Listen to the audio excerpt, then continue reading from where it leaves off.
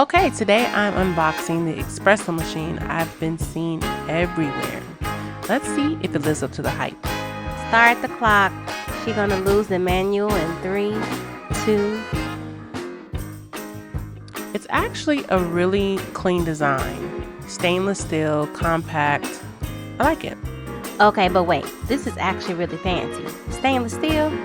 Girl, we are leveling up.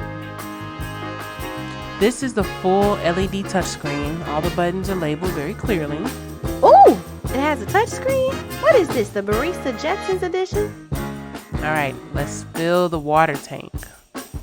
That water tank is huge. It's giving, I don't need to refill this for days type energy. Scoop the coffee grounds and tamp it down like I saw in that barista TikTok, I think. And lock the handle in. Look at you. I honestly didn't think you knew what you were doing. Okay. Now, hit the button and let the magic begin. Time to press the brew button and see what happens.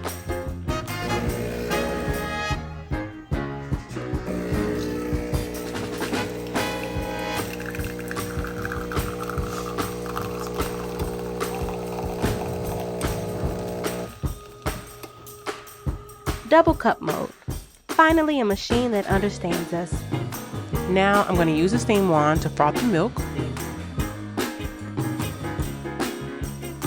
It froths milk too? Sis, this thing doing the most, and I'm here for it.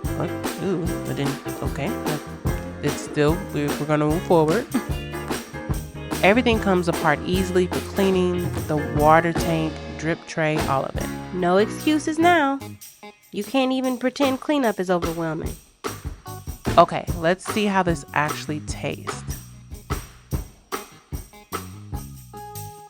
I wanted real coffee at home without paying $8 a cup, and this definitely delivered. Wait, are we telling the people about this, or are we gatekeeping?